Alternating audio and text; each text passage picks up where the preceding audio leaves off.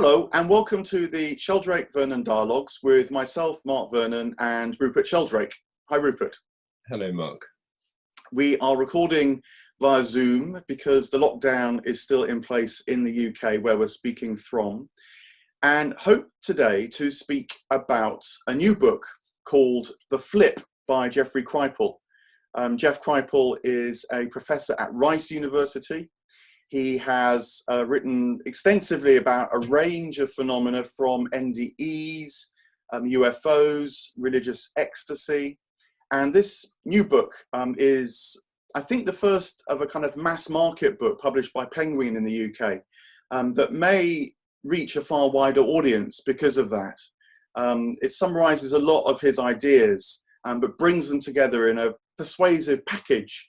And so we wondered about talking about it just to see whether we sense, well, partly what it's saying, of course, but I mean, Rupert, do you think this book produced in this way, from a scholar who's, a tenured professor, as it were, and so on, with a good track record in this area, maybe from even because he works in the domain of psychology as well.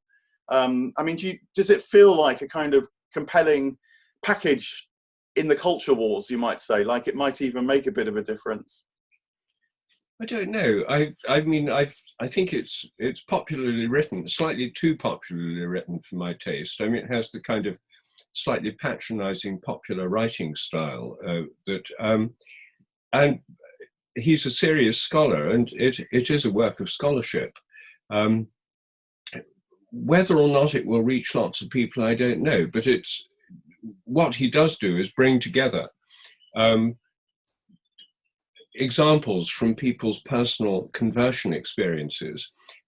I mean, as the word, the flip, the title implies, it's really about the shift in worldview from sort of secular materialist, reductionist, mechanistic worldview to a view in which consciousness is, if not primary, at least something that works through the brain rather than being something just produced by the brain.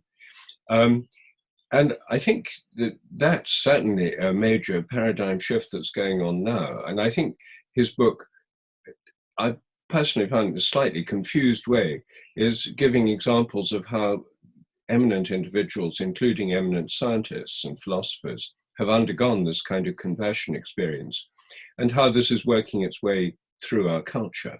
I think that's very important.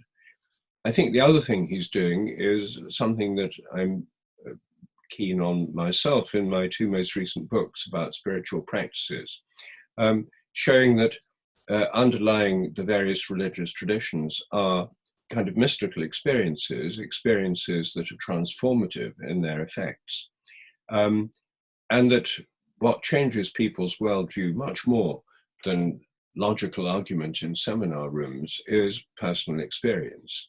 And I think he's absolutely right about those things. So I agree with what he's trying to do, basically. And perhaps that's why I found the book slightly irritating here and there, because I would have done it differently myself. Okay, yes. Yeah, I mean, I think that it's partly a kind of confidence boosting book to sort of say, in a way, have the courage of your convictions, whether it be because you do the spiritual practices as you outline in your books and it actually makes a difference to your life, or whether you have the more dramatic flipped experiences that he does major on in the book, through figures like, I don't know, Barbara Ehrenreich and Mark Twain, scientists like Einstein and Marie Curie who had an interest in these areas. It's partly trying to reduce the taboo around them, I guess. And I personally feel that is really important work, because the self-policing or the policing from powerful voices in the culture wars can never really be underestimated.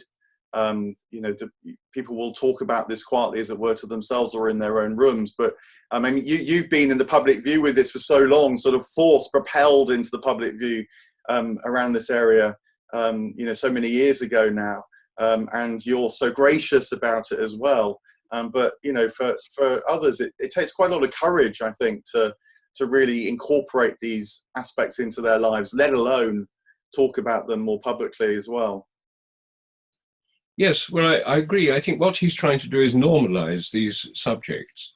And one of his agendas is to normalize them, not just within the sciences, but within the humanities, because one of his points is that the humanities and the academic world have been taken over by a worldview which is completely secular and sort of deconstructing everything, relativizing everything. So it's not as if secular materialism is confined to a few hardcore scientists. It's as predominant, if not more so, in the humanities. And I think what he's trying to do is revision the role of the humanities, no doubt because they're under pressure in many universities,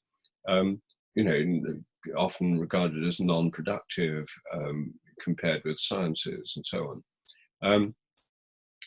Trying to revision the role of the humanities as being that branch of inquiry which actually explores consciousness through the arts, through philosophy, and so on. And what he's doing is showing that consciousness, if it's primary or at least very, very important part of our life in the universe, which most people traditionally would have seen as obvious, but in a mechanistic materialist worldview, it's not so obvious. In fact, it's regarded as a kind of heresy. He's trying to flip the academic world as well. I think that's one of his primary targets in this book, actually. He's often referring to the academy and the academic world, and particularly the humanities. Yeah, no, I agree. He definitely wants to see to the humanities to, in a way, reassert a kind of weightier role almost. I mean, I'm sure that most people in the humanities feel they're doing substantial work, but certainly from the outside in, it can feel like they've rather got caught up in epicycles of interpretation and, speaking to themselves a bit. Whereas he's saying, no, we're doing substantial work for the good of humanity quite as much as science by, as you say, investigating the phenomena of life, the consciousness of life. So yeah, and that part of the book, I guess, will speak more to people working in that area. I mean, another reason why I've actually appreciated his work for quite some time is that he is very keen on bringing in the psychological aspects of the wide range of psi phenomena. And seeing that you need to have a kind of reflexivity when you're trying to interpret and understand what's going on. So he's worked a lot, for example, with UFO experiences, and he's very much of the side that argues that these are real experiences. No one's doubting that, but you're using archetypes or myths from the world in which you live, which are now very powerfully dominated by archetypes around extraterrestrial life.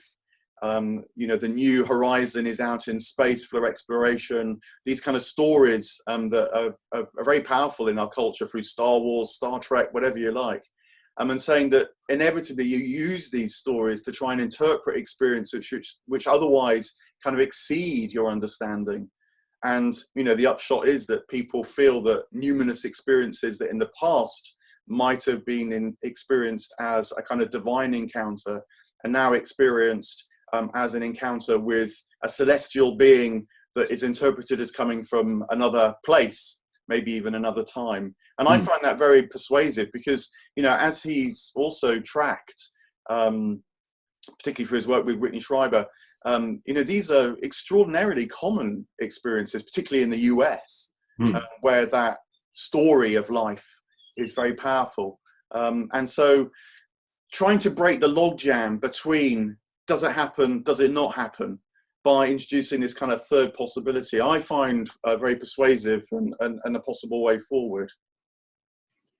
Yes, I think what he's doing is indeed exploring these realms of the imagination.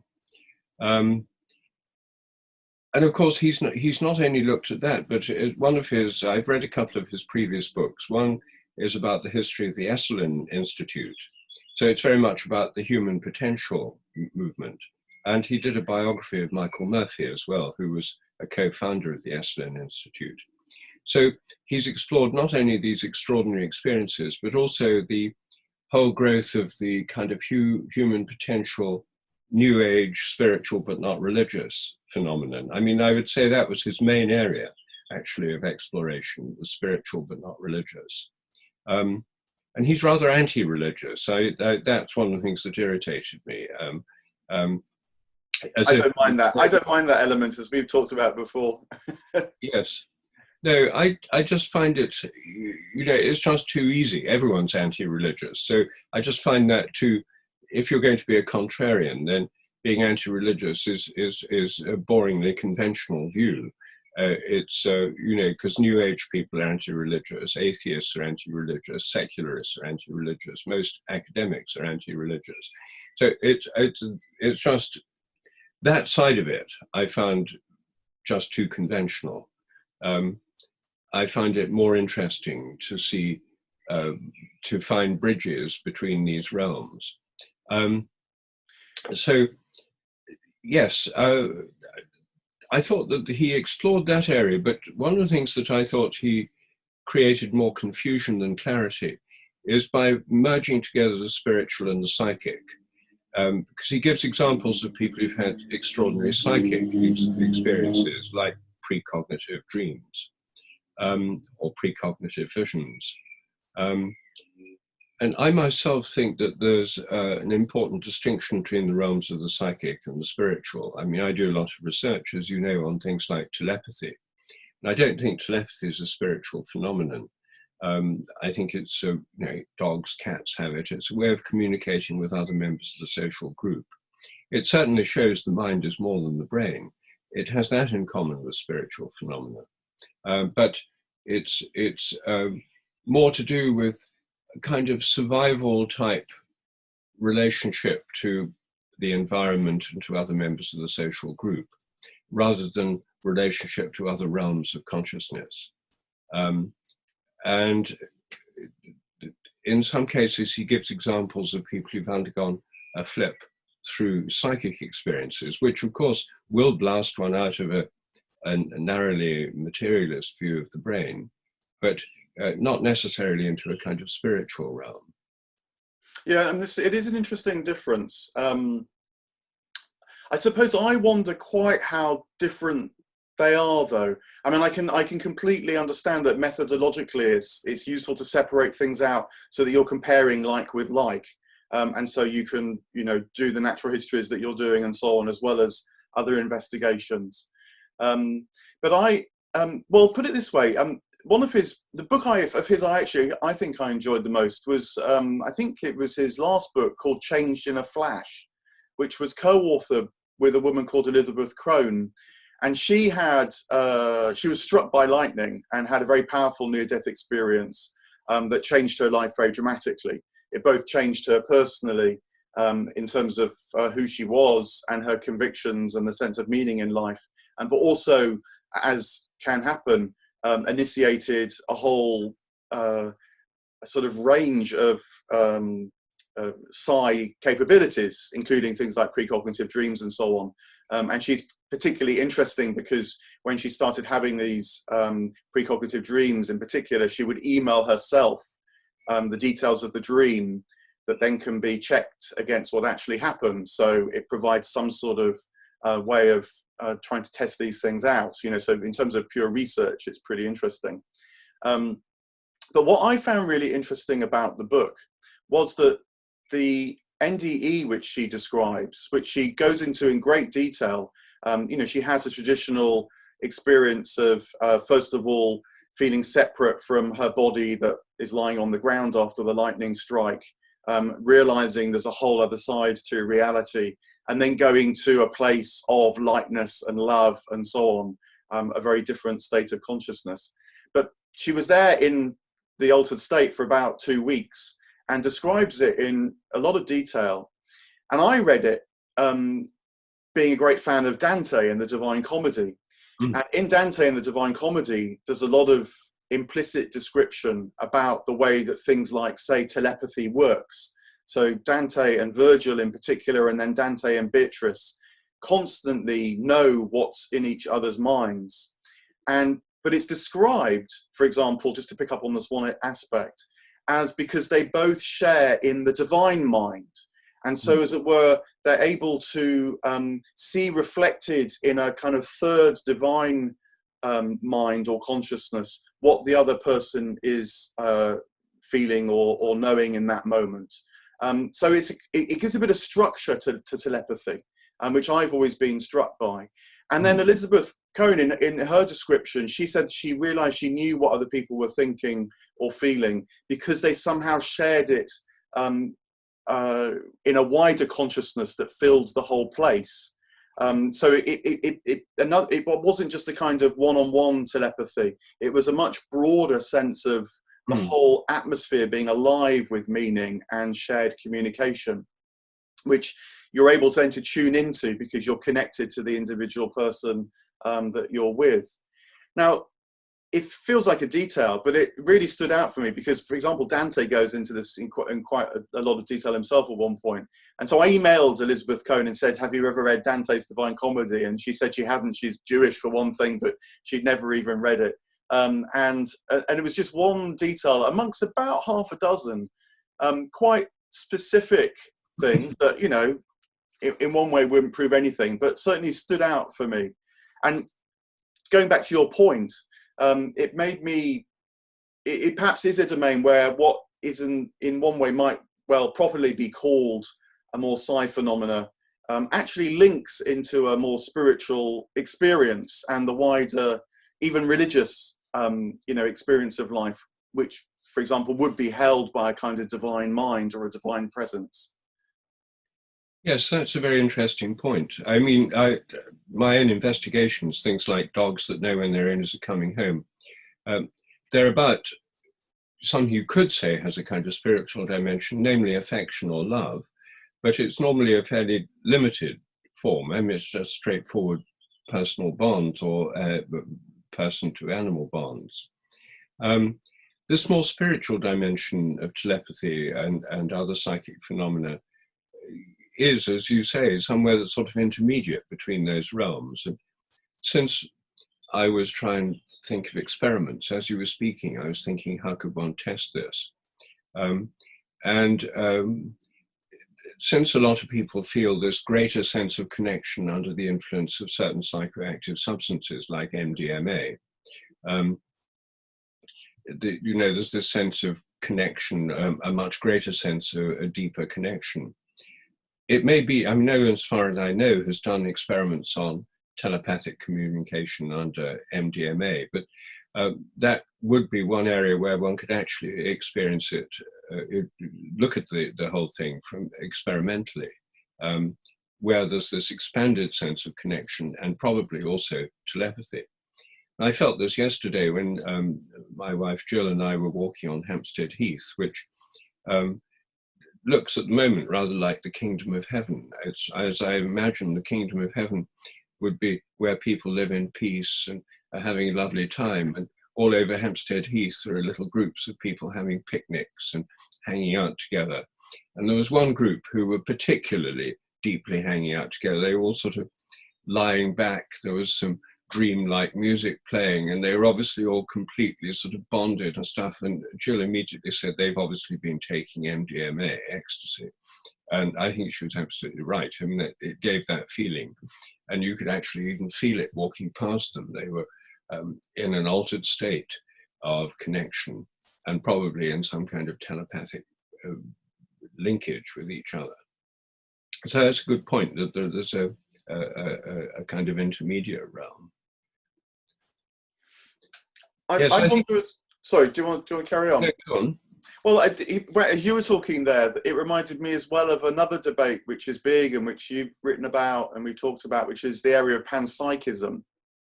And I've increasingly felt that there's actually many types of panpsychism, but the one that seems to be dominant at the minute is what you might call a more immanent panpsychism, where consciousness is seen to be part and parcel of the natural world. You know, it's wrapped up in what we call matter, and so you know, panpsychists trying to explain how apparently material stuff can give rise to consciousness, trust, as you put right at the beginning, we trust that we are actually experiencing consciousness, which is no small ask for many people these days. But given that we are experiencing consciousness, we're also material beings. So that immanent panpsychism tries to account for that experience.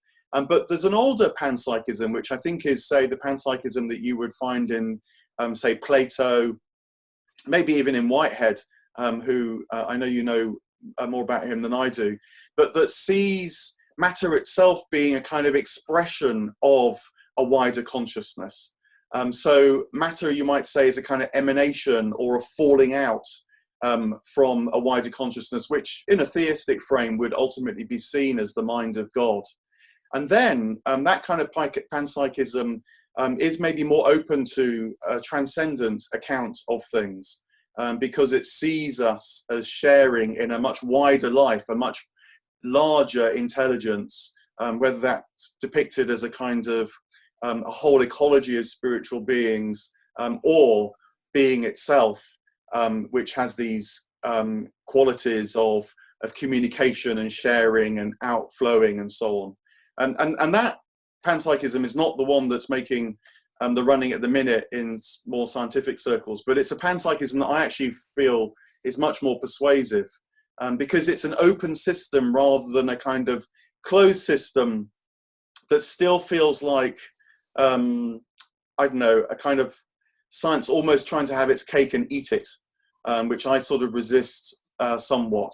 I think science is pure genius when it sees itself in the service of a much wider reality of which it can understand parts of, rather than trying to account for the whole of reality within its own discourse. Yes, I agree with that. So the motive for a lot of academic panpsychism at the moment in philosophy of mind is to try and explain the hard problem of consciousness in terms of electrons and atoms, etc., having it emerge from material systems.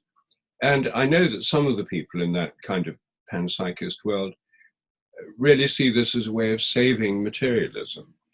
Galen Strawson, for example, one of the people who led this new surge of academic panpsychism,